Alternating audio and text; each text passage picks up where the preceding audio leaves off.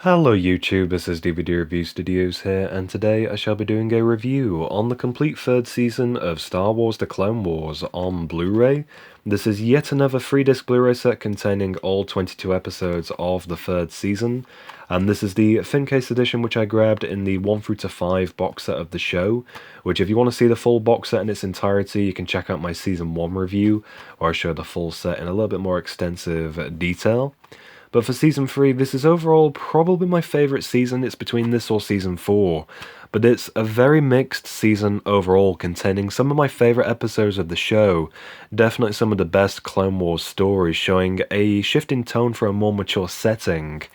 And the animation throughout this season vastly improves, with some great background settings and lighting effects as well, and these are prominently shown in the Mortis Gods Story Arc and the Citadel Rescue, which are easily some of the highest rated episodes of the show.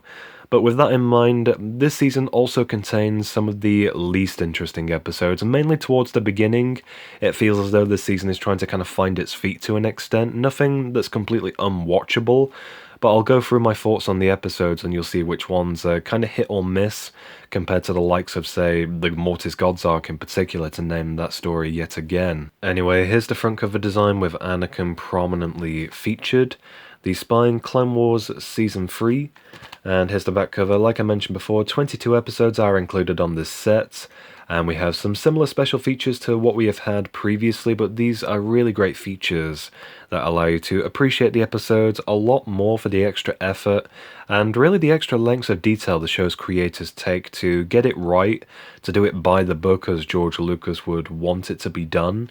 And the special features that really stood out to me personally, there's one in particular I'm going to talk about in just a moment's time about the Mortis Gods Arc.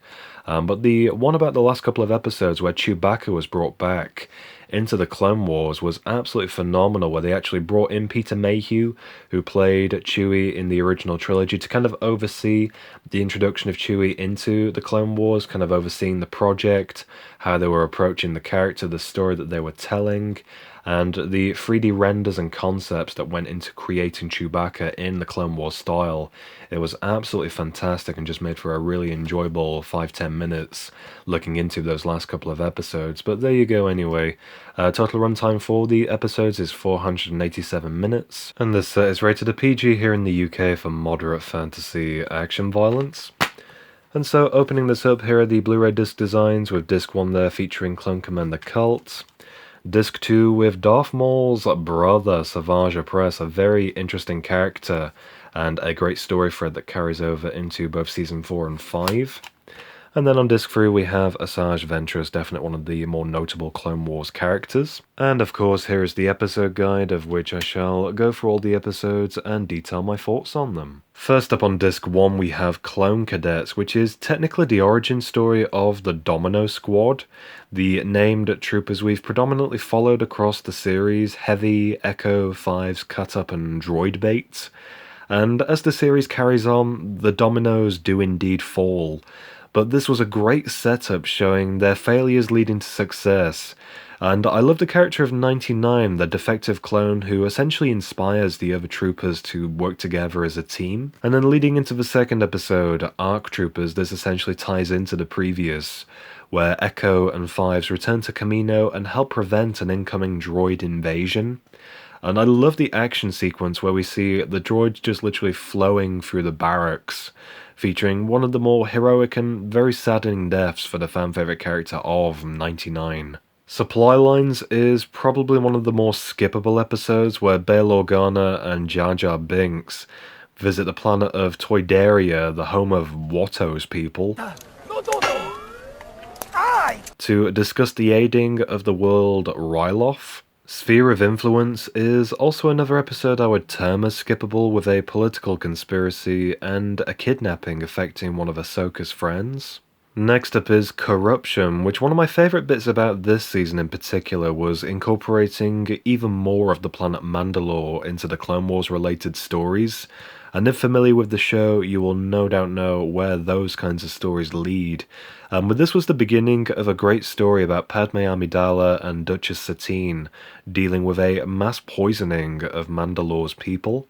And in the episode The Academy, the plot continues where Ahsoka is brought in to basically investigate the conspiracy from the previous episode. And I love her interactions with the Mandalorian cadets.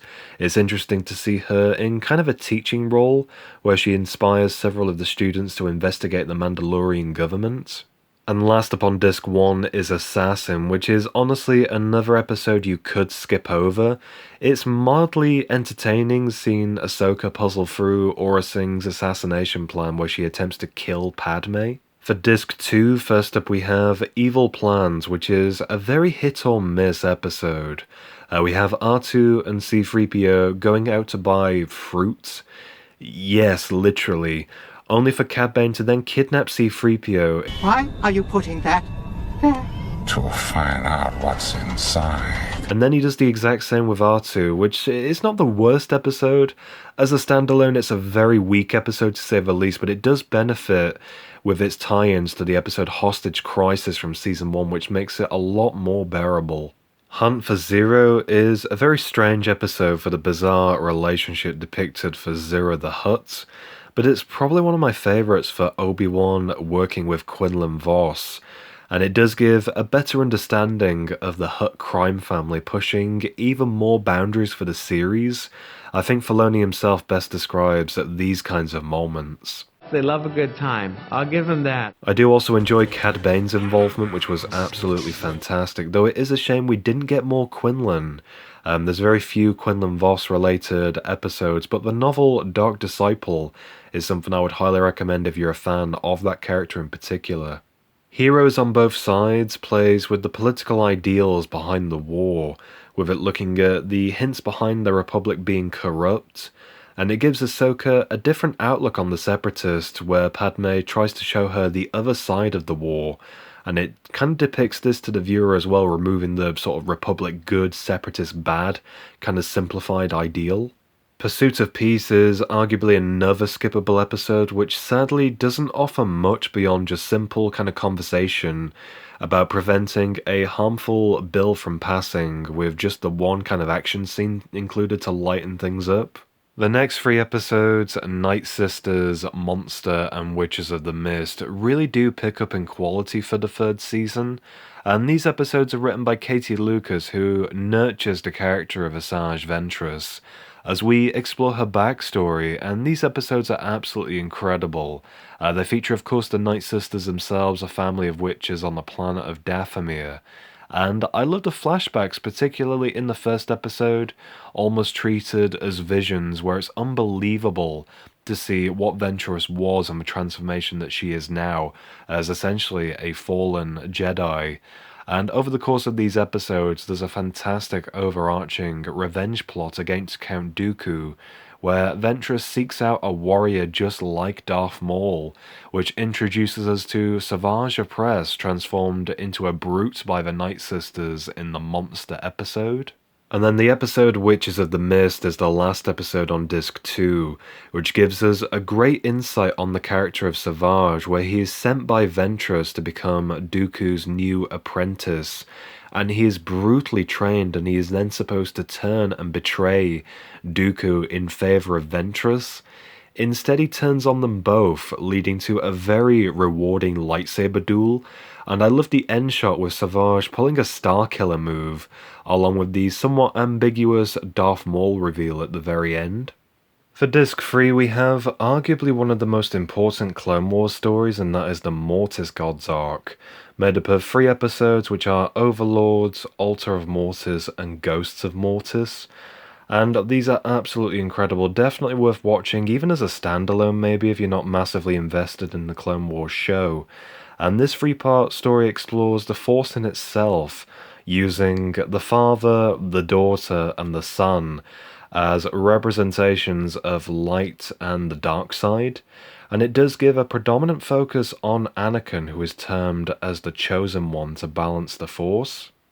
I also love the behind-the-scenes content for these episodes in particular, mainly Dave Filoni detailing how a link with the Old Republic was going to be made in the last of the Mortis episodes, which if you're not familiar with the Old Republic era, It's honestly one of my favorite eras and parts of the expanded universe, taking place way before the Skywalker saga. And there was going to be a scene with the Son, voiced incredibly by Sam Witwer, confronting the Force spirits of both Darth Bane and Darth Revan, who represented the dark side influence throughout Mortis.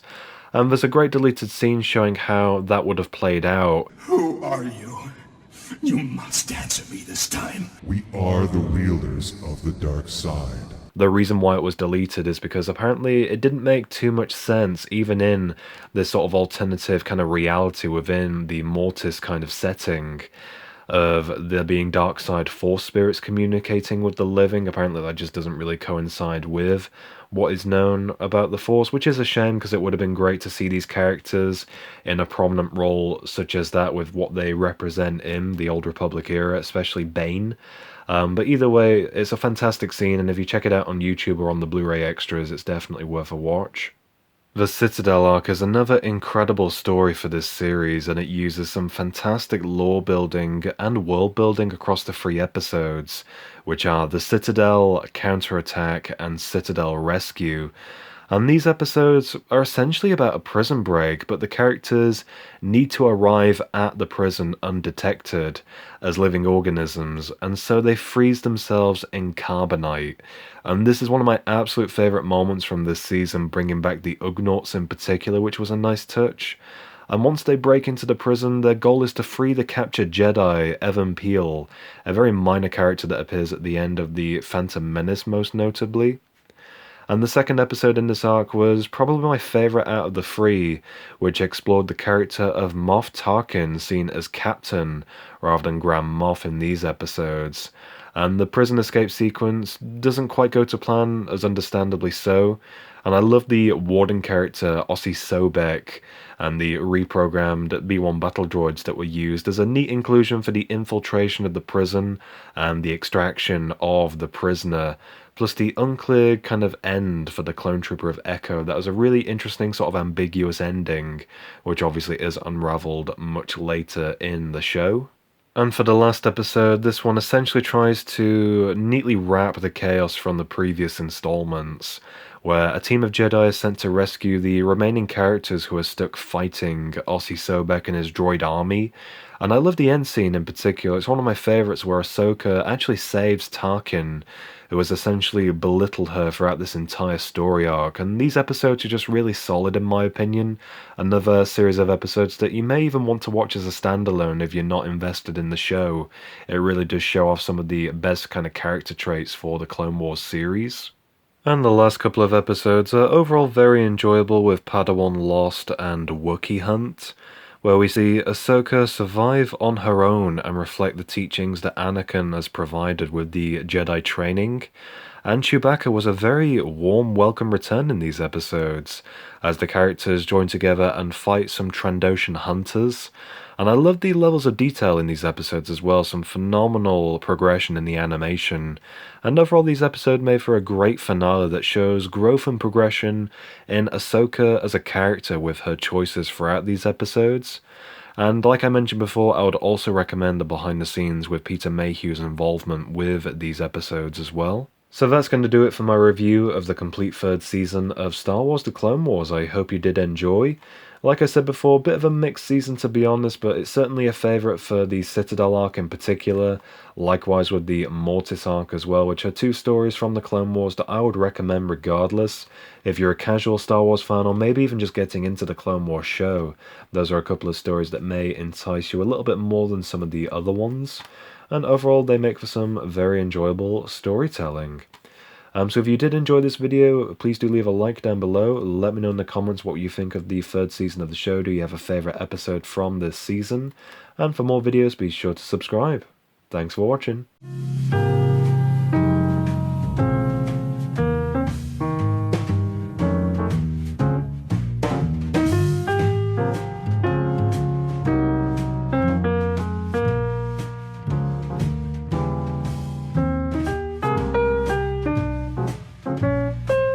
Are you threatening me?